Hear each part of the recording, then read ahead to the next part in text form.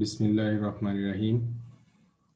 প্রিয় শিক্ষার্থীবৃন্দ, জাতীয় বিশ্ববিদ্যালয় কর্তৃক আয়োজিত অনলাইন ক্লাসে তোমাদের স্বাগতম জানাচ্ছি। আমি Mohammad Sakhawat Hossain, assistant professor, department of marketing, Donia university college. আমি BB honours part 3 organisational behaviour এই কোর্সটি পাঠদান করছি। আজকে আমরা এই কোর্সের তৃতীয় যে অধ্যায়টি social system and organisational culture, সেইটা নিয়ে আমরা আলোচনা করব। অর্থাৎ সামাজিক ব্যবস্থা এবং সংগঠনের যে সাংগঠনিক সংস্কৃতি আছে সেইটা নিয়ে আমরা আলোচনা করব। পূর্বে আমরা দুটো বিষয় নিয়ে আলোচনা করেছিলাম। একটি হলো প্রথম অধ্যায়, সেটি ছিল the dynamics of people and organisation, এবং দ্বিতীয়টি হলো the models of organisational behaviour. আজকে আমরা তৃতীয় যে অধ্যায় সেটি নিয়ে আমরা আলোচনা করব। তৃতীয় অধ্যায় আলোচনার শুরুতে প্রথমে আমরা সামাজিক ব্যবস্থা নিয়ে আমরা আলোচনা করব। প্রথমে আমরা জানবো যে সামাজিক ব্যবস্থা কি।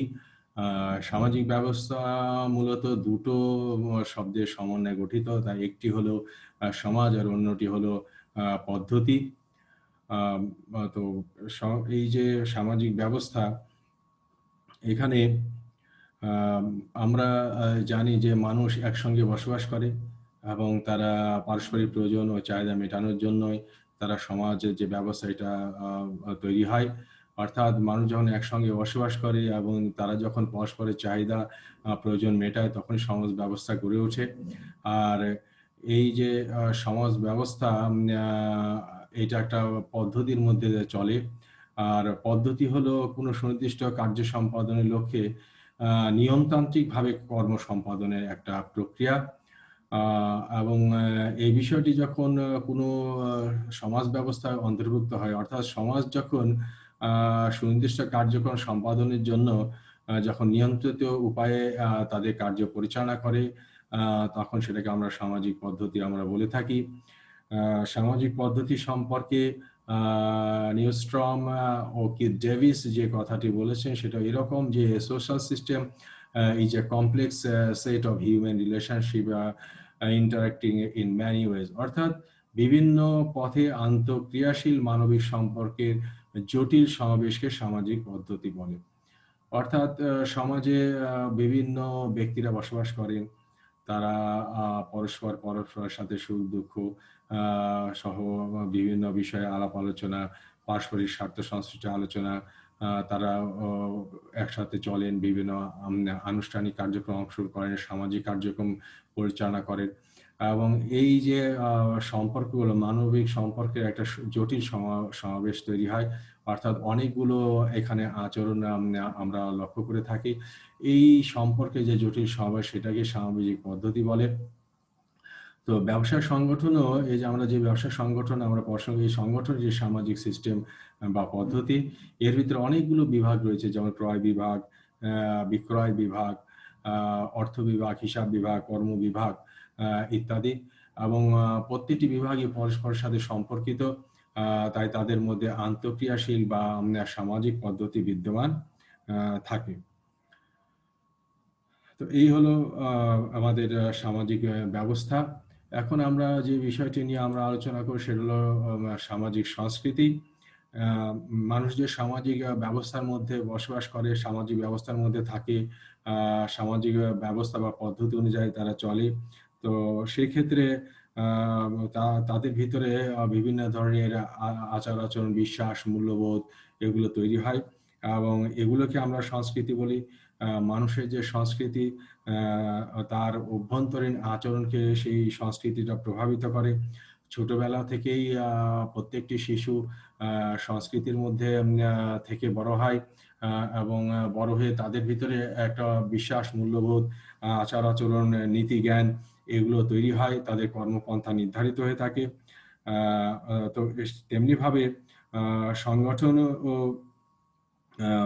যে সংগঠনের যে নীতি আছে, অর্থাৎ সংগঠন যে একটি সামাজিক পদ্ধতি, সংগঠনও যে একটা সামাজিক সিস্টেম, ব্যবসা সংগঠন যে একটা সামাজিক সিস্টেম, তো সে তার ভিতরে যে বিভিন্ন বিভাগগুলো রয়েছে, তারা যে কাজ করে, তাদের ভিতরেও কিন্তু এরকম বিভিন্ন বিশ্বাস মূল্যবোধ তৈরি হয়।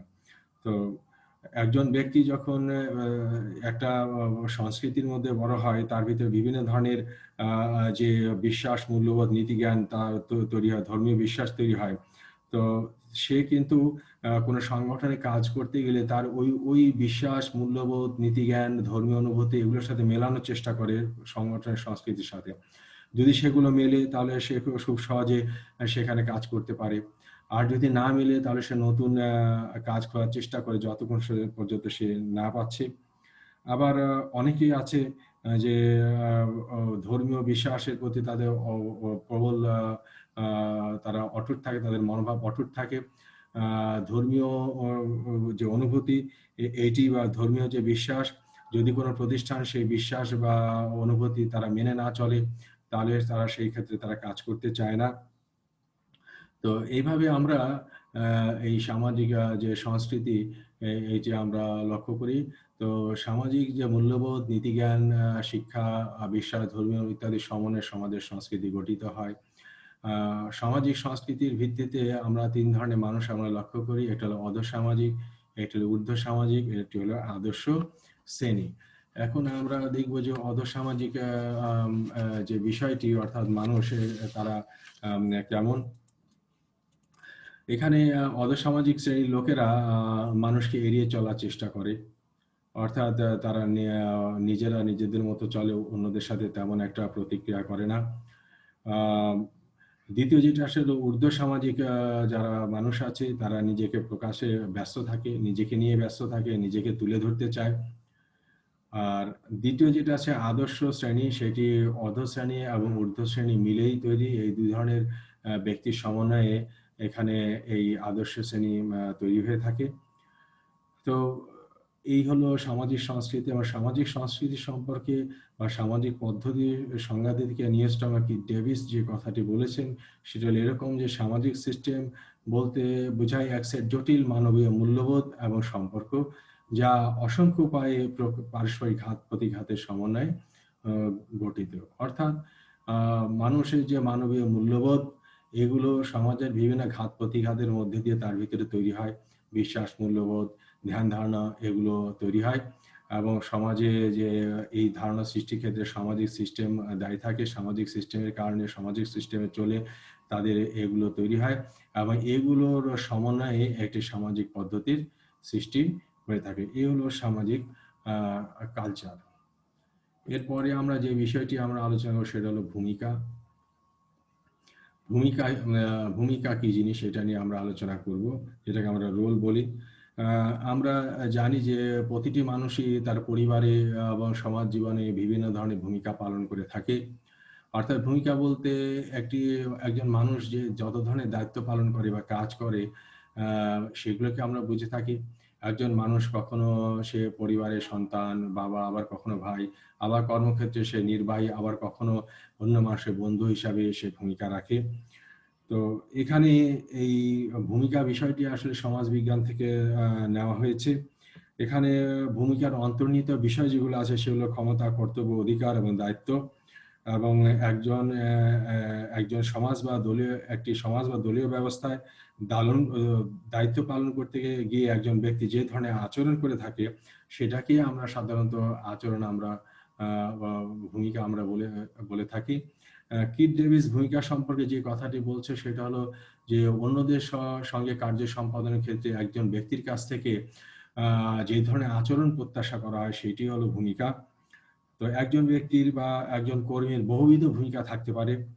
তিনি একজন হিসাবরক্ষক হতে পারেন, তিনি একজন দায়িত্ববান ব্যক্তি হতে পারেন, তিনি একজন আদর্শ মানুষ হতে পারেন, একটি প্রতিষ্ঠানের উপদেষ্টা হতে পারেন, একজন সৎ কর্মশীল হতে পারেন, একজন সুন্দর ব্যবহারকারী ব্যক্তি হতে পারেন, একজন তদারকিকারী হতে পারেন, একজন খেলোয়াড় বা শেয়ার হোল্ডার হতে পারেন, একজন পিতা, স্বামী বা অনুসারী হতে পারেন, একজন নেতা হতে পারেন, অভিভাবক হতে পারেন, কর্মী হতে পারেন, শিক্ষার্থী হতে পারেন, একজন কর্তব্যপরায়ণ ব্যক্তি হতে পারেন, একজন বিশ্লেষক বা একটি কমিটির চেয়ারম্যান হতে পারেন, একটি ক্লাব প্রেসিডেন্ট হতে পারেন, অথবা একজন স্টাফ বা নার্সও হতে পারেন। তো এই ধরনের ভূমিকা আমরা লক্ষ্য করে থাকি। সমাজে এবং প্রতিষ্ঠানে এরকম বিভিন্ন ব্যক্তিদের বিভিন্ন ধরনের ভূমিকা রয়েছে। তো এই যে বিভিন্ন ধরনের ভূমিকা পালন করতে হয় একজন ব্যক্তিকে, এবং এই ব্যক্তি যখন সংগঠনে অন্তর্ভুক্ত হয়, তিনি সংগঠন এই সমস্ত ব্যক্তিদের নিয়ে তৈরি হয়, এবং এর ভিতরে কেউ ব্যবস্থাপক হন, কেউ কর্মচারী হন। তো এর ভিতরে যারা ব্যবস্থাপক যিনি রয়েছেন, তাকে সংগঠনে বিভিন্ন ধরনের ভূমিকা পালন করতে হয়। এই ভূমিকা পালন অনেক সময় তার ক্ষেত্রে সহজ হতে পারে, আবার অনেক সময় কঠিন হতে পারে। কারণ ভূমিকা পালন করার সময় অনেক সময় তাকে বিভিন্ন ধরনের সিদ্ধান্ত নিতে হয়, এবং এক্ষেত্রে মাঝে মাঝে ব্যবস্থাপককে দু ধরনের সিদ্ধান্তের মুখোমুখি হতে পারে, এবং সেই দু ধরনের সিদ্ধান্ত পরস্পর বিরোধী হতে পারে, এবং এক্ষেত্রে তিনি সিদ্ধান্তহীনতা করতে পারে, এবং সেক্ষেত্রে তাকে যে কোনো একটি সিদ্ধান্ত বেছে নিতে হতে পারে। মূলত তখনই এই যে তিনি সিদ্ধান্ত নেয়, সেক্ষেত্রে ভূমিকাগত দ্বন্দ্বের সৃষ্টি হয়, এবং এই দ্বন্দ্ব সাংগঠনিক কর্মকাণ্ডের উপর প্রভাব বিস্তার করে থাকে। এই ভূমিকাগত দ্বন্দ্ব সম্পর্কে কিথ ডেভিস যে কথাটি বলেছেন, যে যখন ভূমিকার প্রত্যাশাসমূহ বস্তুগতভাবে আলাদা বা বিরোধী হয়, তখন ব্যক্তি ভূমিকা দ্বন্দ্বে পতিত হয়, কারণ কোনো অবস্থাতেই একটি প্রত্যাশা বাতিল না করে অন্যটি পূরণ করা সম্ভব নয়। অর্থাৎ যখন ব্যবস্থাপক ভূমিকা নিচ্ছেন, এবং তার ভূমিকার কারণে অন্যান্য যারা যে ভূমিকাটা তার কাছ থেকে প্রত্যাশা করছে, বস্তুগতভাবে যখন এটা আলাদা হয়ে যায়, বিরোধী হয়ে যায়, তখন ব্যক্তিরা ভূমিকা দ্বন্দ্বে পতিত হয়। অর্থাৎ তিনি যেটা চাচ্ছেন ব্যবস্থাপকের কাছ থেকে সেটা পাচ্ছেন না। তো এই অবস্থাতে যদি একটি প্রত্যাশা বাতিল না করা হয়, তাহলে কিন্তু অন্য প্রত্যাশাটি পূরণ করা সম্ভব হবে না। তো আমরা এই ভূমিকা দ্বন্দ্বে 3 ধরনের ভূমিকা দ্বন্দ্ব আমরা লক্ষ্য করে থাকি। প্রথমে আন্তঃব্যক্তিক দ্বন্দ্ব, অর্থাৎ এক্ষেত্রে আন্তঃব্যক্তিক দ্বন্দ্ব বলতে আমরা ব্যক্তির মূল্যবোধ, অনুভূতি এবং মনোভাবের সঙ্গে তার নির্ধারিত যে ভূমিকা আছে সেটার অসামঞ্জস্যতাকে আমরা বুঝে থাকি। অর্থাৎ তার নিজস্ব যে মূল্যবোধ বা অনুভূতি বা মনোভাব, এটার সাথে তার যে ভূমিকা নির্ধারণ করে দেওয়া হয়েছে, এটার মধ্যে যদি অসামঞ্জস্যতা থাকে, সেটাকে আমরা আন্তঃব্যক্তিক দ্বন্দ্ব আমরা বলে থাকি। এরকম দ্বন্দ্ব থাকলে তিনি ওই ব্যক্তি কোনো সিদ্ধান্তহীনতায় ভুগতে পারে। দ্বিতীয় সেটা হলো আন্তঃভূমিকা দ্বন্দ্ব, অর্থাৎ কোনো ব্যক্তি তার নিজস্ব ভূমিকার সঙ্গে অর্থাৎ কোনো ব্যক্তির যে ভূমিকা আছে, ওই ভূমিকার মাধ্যমে সে যে দলের সদস্য, ওই সদস্যদের সাথে তার দায়িত্ব পালন করতে গিয়ে, ভূমিকা পালন করতে গিয়ে তার মধ্যে যে মতৈক্য প্রতিষ্ঠা ক্ষেত্রে যদি সমস্যা হয়, যদি না হয়, তাহলে সেক্ষেত্রে আন্তঃভূমিকা দ্বন্দ্ব দেখা দেয়। যখন একজন ব্যক্তির কাছ থেকে ওই দলের সদস্যরা যখন ভিন্ন ভিন্ন আচরণ প্রত্যাশা করে, তখনই এই আন্তঃভূমিকা দ্বন্দ্ব দেখা দেয়। এরপর রয়েছে বহুবিধ আন্তঃভূমিকা দ্বন্দ্ব, অর্থাৎ হলো এটি এরকম যে একজন ব্যক্তি একসাথে তাকে বহুবিধ ভূমিকা পালন করতে হয়। কখনো সে নির্বাহী, কখনো সে ম্যানেজিং ডিরেক্টর, কখনো সে কোনো প্রতিষ্ঠানের বা ক্লাবের সদস্য, কখনো সে পিতা, কখনো সে স্বামী, ইত্যাদি। একই সময়ে তাকে এমন পরিস্থিতির সম্মুখীন হতে হয়, যেমন ধরেন যে ব্যবস্থাপক বলছেন মিটিংয়ে থাকার জন্য, কিন্তু পাশাপাশি তার স্ত্রী বা সন্তানরা চাচ্ছেন যে তারা বাইরে বেড়াতে যাবেন। এরকম পরিস্থিতিতে তাকে দেখা যায় বহুবিধ সমস্যার সম্মুখীন, ভূমিকা দ্বন্দ্বে পড়তে হয়। তিনি কি তার প্রতিষ্ঠানে ভূমিকা রাখবেন, মিটিংয়ে তার নির্ধারিত দায়িত্বে ভূমিকা রাখবেন, নাকি পারিবারিক ভূমিকা সে পালন করবে? এই ক্ষেত্রে তার এই ধরনের ভূমিকা নির্ধারণ করা অত্যন্ত কঠিন হয়ে পড়ে। এইটি হলো ভূমিকাগত দ্বন্দ্ব। এরপরে যে বিষয়টি আসবে সেটি আমরা আলোচনা করব, সেটি হলো পদমর্যাদা, ডেফিনেশন অফ স্ট্যাটাস। আমরা জানি যে মানুষ সামাজিক পদ্ধতিতে মধ্যে সে তার সে সামাজিক পদ্ধতির মাধ্যমে সে চলাচল করে, সমাজে যেহেতু বসবাস করে, আমার সমাজের মধ্যে তাকে থাকতে হয়, এবং সামাজিক নিয়ম নীতি অনুসরণ করে তাকে চলতে হয়। তো সেই ক্ষেত্রে এই যে সামাজিক পদ্ধতিতে কোনো ব্যক্তিকে সমাজ কর্তৃক যে স্বীকৃতি প্রদান করা হয়, তাকে যে সম্মান প্রদান করা হয়, সেটির যে পরিমাণে যে সাধারণ মান, সেটাকে আমরা পদমর্যাদা বলে থাকি। অতি প্রাচীন কাল থেকে, অর্থাৎ সভ্যতার শুরু থেকেই বিভিন্ন দলের মধ্যে দল গঠনের ক্ষেত্রে আমরা পদমর্যাদার পার্থক্যের বিষয়টি আমরা লক্ষ্য করে থাকি। যোগ্যতা অনুযায়ী বা অন্য কোনো নির্ধারকের সাহায্যে প্রতিষ্ঠান নিয়ে যদি ব্যক্তিদের ভিন্ন ভিন্ন মাত্রায় গুরুত্ব দেওয়া হয়, এবং এই গুরুত্বের সাথে চলে আসে পদমর্যাদা। অর্থাৎ প্রতিষ্ঠানে যে সমস্ত ব্যক্তিবর্গ কার্যক্রম করেন বা নিয়োজিত থাকেন তাদের দক্ষতা, যোগ্যতা ইত্যাদি অনুযায়ী তাদেরকে পদ দেওয়া হয় এবং পদমর্যাদা দেওয়া হয়। তো এই পদমর্যাদা সম্পর্কে নিউস্ট্রম এমনকি ডেভিস যে কথাটি বলেছেন যে সামাজিক মর্যাদা পদ্ধতির মধ্যে অন্যদের তুলনায় কোনো ব্যক্তির সামাজিক অবস্থানের নাম পদমর্যাদা। অর্থাৎ সমাজে যারা অন্তর্ভুক্ত থাকেন প্রত্যেকেরই অবস্থান রয়েছে, প্রত্যেকের একই ধরনের ভূমিকা রয়েছে এবং এই ভূমিকার কারণে সমাজে এক এক ধরনের ব্যক্তির এক এক ধরনের অবস্থান রয়েছে। এই যে একই ধরনের অবস্থান সেটাকেই পদমর্যাদা বলা হয় এবং পদমর্যাদা অনুযায়ী কাজের সাথে এবং প্রতিষ্ঠানের উদ্দেশ্যে সংযুক্ত করা হলে প্রতিষ্ঠান তার সকল কার্য সঠিক এবং উত্তরপূর্বে সম্পাদিত করতে পারবে। এই হলো পদমর্যাদা। এখন আমরা যে বিষয়টি আলোচনা করব সেটি হলো পদমর্যাদার উৎস। আমরা আবার বলবো যে সামাজিক পদ্ধতি একজন ব্যক্তিকে যে স্বীকৃতি প্রদান করা হয় এবং সম্মানের যে সাধারণ মান রয়েছে সেটাকেই পদমর্যাদা বলা হয়। পদমর্যাদার দুই ধরনের উৎস লক্ষ্য করা যায়, একটি হলো অভ্যন্তরীণ উৎস আর একটি হলো বাহ্যিক উৎস। অভ্যন্তরীণ উৎসের মধ্যে রয়েছে পদবি, দক্ষতা, অভিজ্ঞতা, বেতন কাঠামো, শ্রমিক সংঘের সাথে সম্পর্ক, মালিকের সাথে সম্পর্ক, সহকর্মীদের সাথে সম্পর্ক, কাজ করানোর ক্ষমতা ইত্যাদির মাধ্যমে তার পদমর্যাদা নির্ধারিত হয়। এরপর রয়েছে বাহ্যিক উৎস, অর্থাৎ সাংগঠনিক ইমেজ অনুযায়ী একজন কর্মচারী পদমর্যাদা নির্ধারিত হয়। শিক্ষার স্তর, অর্থাৎ সে কতটুকু শিক্ষিত সেটা অনুযায়ী নির্ধারিত হয়। সে যদি কোনো প্রশিক্ষণ নিয়ে থাকে সেই প্রশিক্ষণের যোগ্যতা অনুযায়ী তার পদমর্যাদা নির্ধারিত হয়।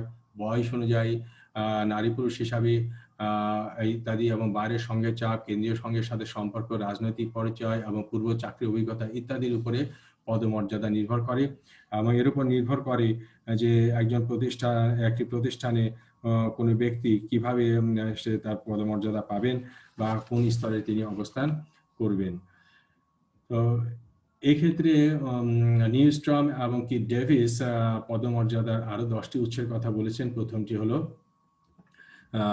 শিক্ষা, অর্থাৎ শিক্ষা মানুষকে যুক্তিবাদী এবং যুক্তি দানের অধিকারী হতে সহায়তা করে।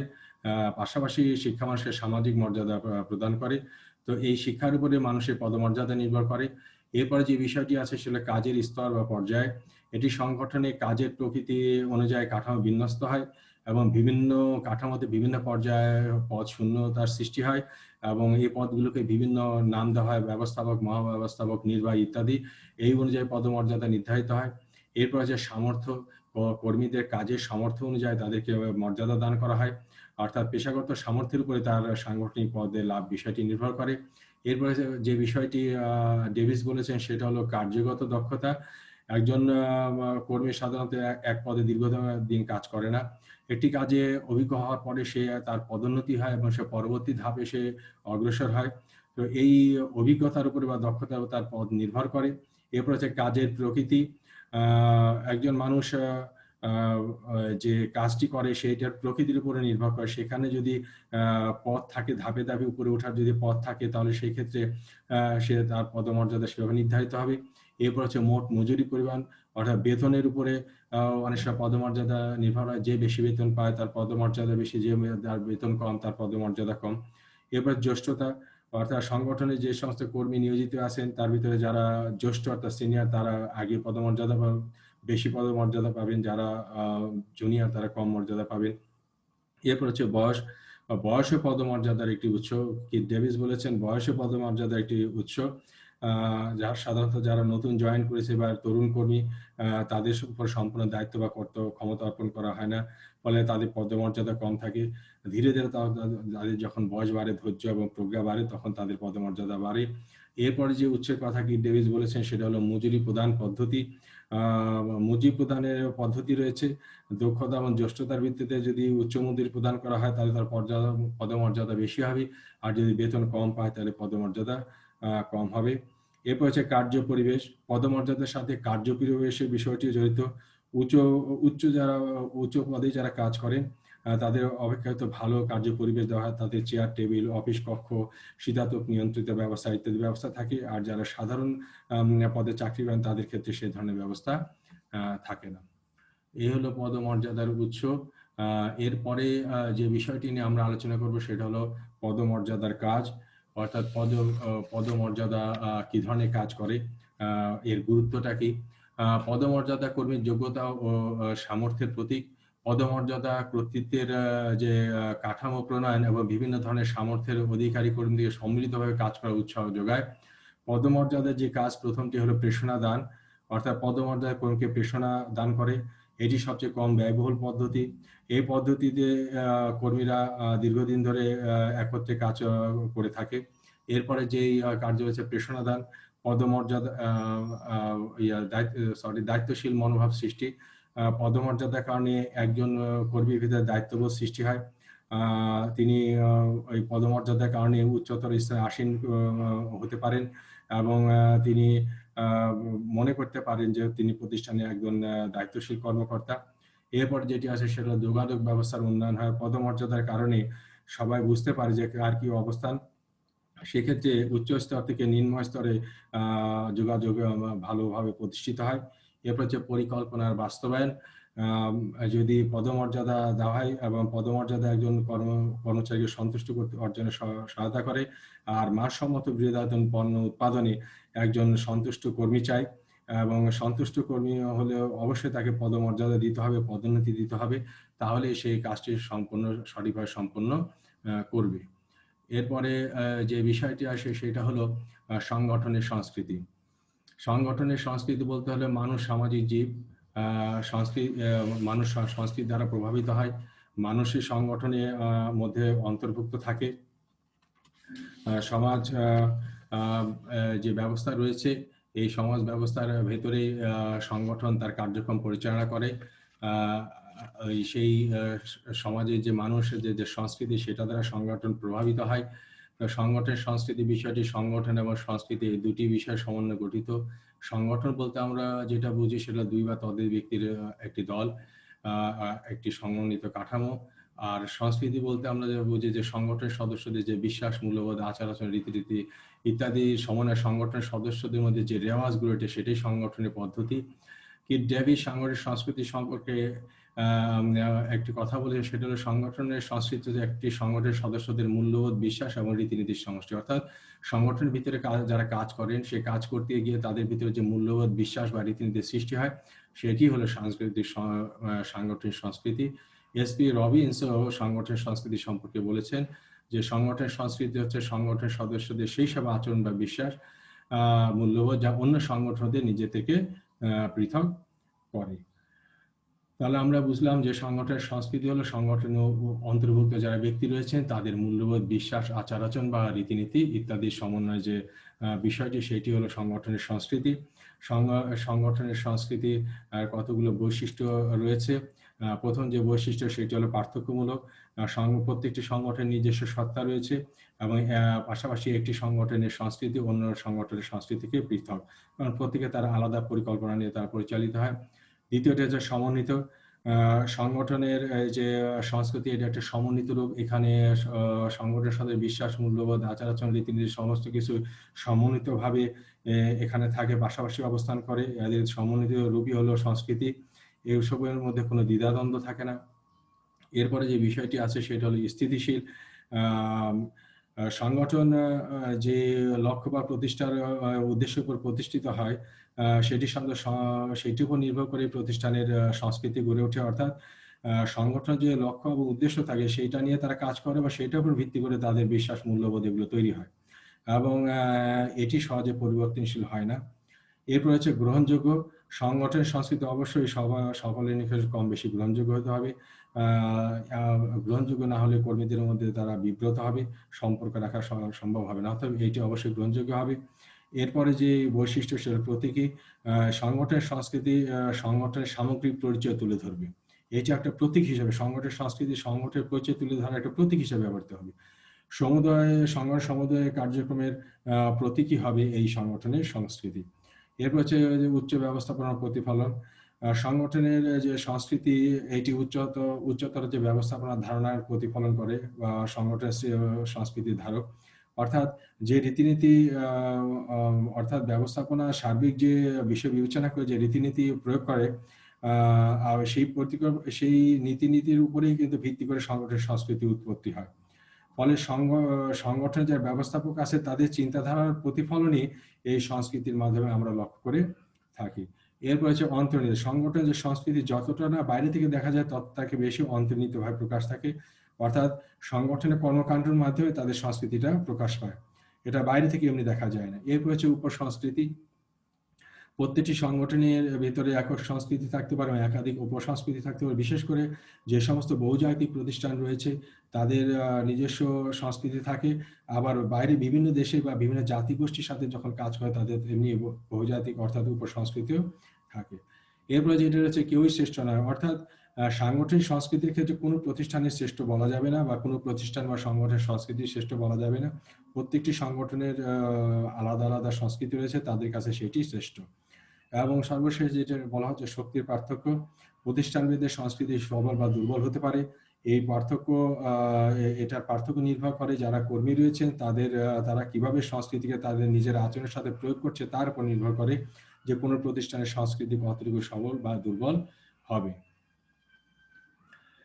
এরপরে আমরা যে বিষয়টি আলোচনা করব সেটা হলো সাংগঠনিক সংস্কৃতির উপরে প্রভাব বিস্তারকারী উপাদান, অর্থাৎ এই যে সাংগঠনিক সংস্কৃতি তৈরি হচ্ছে এই তৈরি হওয়ার ক্ষেত্রে কি কি বিষয় এখানে প্রভাব বিস্তার করে। এসপি রবিন্স 7টি প্রভাব বিস্তারকারী উপাদানের কথা উল্লেখ করেছেন। প্রথমে উদ্ভাবন এবং ঝুঁকি গ্রহণ। একটি প্রতিষ্ঠানের কর্মীরা কতটুকু উদ্ভাবনী চিন্তাভাবনা করবে, উদ্ভাবনী শক্তি নিয়ে কাজ করবে এবং তারা কতটুকু ঝুঁকি নিতে তারা মানসিকভাবে প্রস্তুত, সেটার উপর সংগঠনের সংস্কৃতি নির্ভর করবে। দ্বিতীয় যে বিষয়টি আসে সেটা সামগ্রিক অংশের প্রতি মনোযোগ, অর্থাৎ কর্মীরা যদি কাজের ক্ষেত্রে সামগ্রিক মনোযোগ বজায় না রাখে তাহলে সংগঠনের সংস্কৃতি শক্তিশালী হবে না। অর্থাৎ সামগ্রিক অংশের প্রতি যদি শ্রমিক কর্মচারীরা যদি তাদের মনোভাব বজায় রাখে, মনোযোগ দেয়, তাহলে সংগঠনের যে সংস্কৃতি সেটা শক্তিশালী হবে। এরপরে যে বিষয়টি আসে সেটা হলো ফলাফল কেন্দ্রিক। এখানে যে কথাটি বলা হচ্ছে সেটা হলো যে ব্যবস্থাপনার যে কর্মকাণ্ডে যে ফলাফল এটি সাধারণত সাংগঠনিক সংস্কৃতির মাত্রার উপর নির্ভর করে, অর্থাৎ সাংগঠনিক যে ফলাফল অর্থাৎ তাদের যে ফলাফল কাজের যে ফলাফল সেইটার উপরে সংগঠনের সংস্কৃতি কিরকম হবে সেটা নির্ভর করবে। এরপর যে বিষয়টা আছে সেটা হলো কর্মী কেন্দ্রিক। শিক্ষার্থীরা এই যে সাংগঠনিক সংস্কৃতির প্রভাব বিস্তারকারী যে উপাদান তার ভিতরে এই সাংগঠনিক সংস্কৃতি সাধারণত কর্মীদের উপর নির্ভর করে। ব্যবস্থাপনা কর্মীদের কতটা মূল্যায়ন করে তার উপরে সংগঠনিক সংস্কৃতি নির্ভর করে। যদি ব্যবস্থাপকরা কর্মী কেন্দ্রিক হয় তাহলে সাংগঠনিক সংস্কৃতিতে ভালো অবস্থা সৃষ্টি হবে, সাংগঠনিক সংস্কৃতি শক্তিশালী হবে। এরপরে যে বিষয়টি আছে প্রভাব বিস্তার সেটা হলো দল কেন্দ্রিক। আমরা জানি সংগঠন বিভিন্ন দল বা উপদলের সমন্বয়ে গড়ে ওঠে। সংগঠনে কোন দল কতটুকু প্রভাব রাখছে তার উপর নির্ভর করে সংগঠনের সংস্কৃতিটা কেমন হবে। অর্থাৎ সংগঠনে যে কাজের দক্ষতা এবং যোগ্যতা যে বিভিন্ন দল বা কাজের প্রকৃতির উপর যে দল বিভক্ত করা হয় সেইগুলো কিভাবে প্রতিষ্ঠানে প্রভাব রাখছে সেইটার উপর তাদের সংস্কৃতিটা নির্ভর করবে। এরপরে আসছে আক্রমণাত্মক। সংগঠনে যে ব্যক্তিরা কাজ করে তারা কোনো প্রতিযোগিতামূলক পরিবেশে মোকাবিলা করার ক্ষেত্রে কতটুকু আক্রমণাত্মক মনোভাব রয়েছে তার উপর সাংগঠনিক সাংস্কৃতিক পরিবেশ নির্ভর করে। অর্থাৎ প্রতিষ্ঠানে যারা কাজ করছে ব্যবসায়িক পরিবেশে যে প্রতিযোগিতাগুলো হয় সেই প্রতিযোগিতাশীল পরিবেশে প্রতিযোগিতা মোকাবিলা করার জন্য কর্মচারীরা কতটুকু মানে গুরুত্ব সহকারে এটাকে মোকাবেলা করার মনোভাব রয়েছে, আক্রমণাত্মক মনোভাব রয়েছে, তার উপরে সংগঠনের সংস্কৃতি তৈরি হয়। সর্বশেষে যে বিষয়টি আছে স্থিতিশীল। সংগঠনে যে রীতিনীতি, বিশ্বাস, মূল্যবোধ ইত্যাদি যতটা স্থায়ীভাবে প্রয়োগ করতে সক্ষম হবে তার উপর নির্ভর করবে সংগঠনের সংস্কৃতি কতটুকু স্থিতিশীল হবে। কারণ সংগঠন যদি অগ্রগতির ধারাকে রক্ষা করতে না পারে তাহলে রীতিনীতিতে পরিবর্তন আসবে এবং সংস্কৃতিতে পরিবর্তন আসবে। তো উপরোক্ত এই বিষয়গুলো অর্থাৎ এই যে এসপি রবিন্স যে 7টি প্রভাব বিস্তারকারী উপাদানের কথা বলেছে এগুলো সংস্কৃতির উপর প্রভাব বিস্তার করে থাকে। তো সুপ্রিয় শিক্ষার্থীরা, আজকে আমরা এই সামাজিক অবস্থা বা সাংগঠনিক সংস্কৃতি নিয়ে আমরা আলোচনা করলাম। আশা করি তোমরা বুঝতে পেরেছো। আমরা প্রত্যেকেই সমাজের অন্তর্ভুক্ত। আমরা সামাজিক ব্যবস্থার মধ্যে আমরা চলি, সামাজিক ব্যবস্থার মধ্যে আমরা বড় হই। যেমনি আমরা একটি পরিবারে জন্মগ্রহণ করি, সেই পরিবারে দেখে আমরা শিখি, সেখানে একটি বিশ্বাস, মূল্যবোধ এগুলো আমার তৈরি হয়। তেমনিভাবে সমাজ ব্যবস্থায় আমরা অন্তর্ভুক্ত হই, সেখানে আমরা বিভিন্ন ক্রিয়া প্রতিক্রিয়ার মাধ্যমে আমাদের ভিতরে বিভিন্ন ধ্যান ধারণা, বিশ্বাস, মূল্যবোধ, ধর্মীয় অনুভূতি এগুলো সৃষ্টি হয়, সেগুলো দ্বারা আমরা প্রভাবিত হই। সেগুলো আমরা আমাদের কর্মজীবনে আমরা প্রয়োগ করতে চাই। পাশাপাশি আমরা সংগঠনে অন্তর্ভুক্ত হই। সংগঠনে বিভিন্ন দল থাকে, ব্যক্তিবর্গ থাকে, তাদের সাথে আমরা কাজ করি। সেখানেও বিভিন্ন ধরনের সাংগঠনিক কাঠামো দলের ভিতরে কাজ করতে গিয়ে সেখানেও বিভিন্ন ধরনের ধ্যান ধারণা, বিশ্বাস, মূল্যবোধ এগুলো তৈরি হয়। সেগুলো দিয়ে আমরা পরস্পরের সাথে আমরা কাজ করি, সেখানে আমাদের দ্বন্দ্ব তৈরি হয়ে থাকে। ব্যবস্থাপকরাও তাদের নিজস্ব ভূমিকা আছে, তারাও দ্বন্দ্বের ভিতরে পড়ে, তারাও এগুলো পরবর্তীতে হ্যান্ডেল করে আবার একটি ভালো কার্য পরিবেশ সৃষ্টি করে। পাশাপাশি এই সংস্কৃতি বিষয়টি কর্মীরা তাদের নিজেদের মধ্যে ধারণ করে। সংস্কৃতির কারণে সে নিজেকে একটি যদি ভালো সংস্কৃতির প্রতিষ্ঠান হয় তাহলে সে আত্মমর্যাদায় ভোগে। এছাড়া পদমর্যাদার বিষয়টি আছে। সমাজে আমরা আমাদের পারফরমেন্স অনুযায়ী আমাদের এক এক ধরনের অবস্থান নির্ধারিত হয়। আমরা প্রতিষ্ঠানে কাজ করলে প্রতিষ্ঠান আমাদের যোগ্যতা, দক্ষতা, শিক্ষা, বেতন, মজুরি কাঠামো, অভিজ্ঞতা, প্রশিক্ষণ ইত্যাদির উপরে আমাদের পদমর্যাদা নির্ভর করে।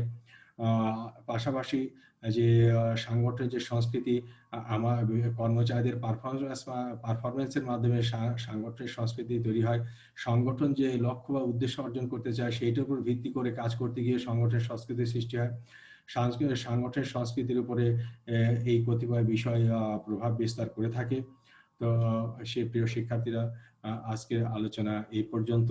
তো আগামী যে ক্লাস রয়েছে সেখানে আমরা চতুর্থ অধ্যায় নিয়ে আমরা আলোচনা করব। সেই চতুর্থ অধ্যায়ে যে বিষয়টি আমরা আলোচনা করব সেটি হলো অর্থাৎ মূল্যায়ন ও পুরস্কার পদ্ধতি, সেটা নিয়ে আমরা আলোচনা করব। তো আজকে যে আলোচনা হলো, এই আলোচনা বিষয়টি তোমরা পড়াশোনা করার জন্য জাতীয় বিশ্ববিদ্যালয়ে নির্ধারিত যে বই রয়েছে, John W Newstrom and Keith ডেভিসের অর্গানাইজেশনাল বিহেভিয়ার এবং স্টিফেন পি রবিন্সের অর্গানাইজেশনাল বিহেভিয়ার, এই দুইটি বই তোমরা অনুসরণ করবে। পাশাপাশি বাজারে অন্যান্য যে সমস্ত মানসম্পন্ন বই আছে এগুলো তোমরা দেখবে এবং পড়াশোনা করবে। সর্বশেষে তোমাদের সুস্বাস্থ্য কামনা করে, দীর্ঘায়ু কামনা করে এবং উন্নতি কামনা করে আজকের ক্লাস এখানে শেষ করছি। ধন্যবাদ।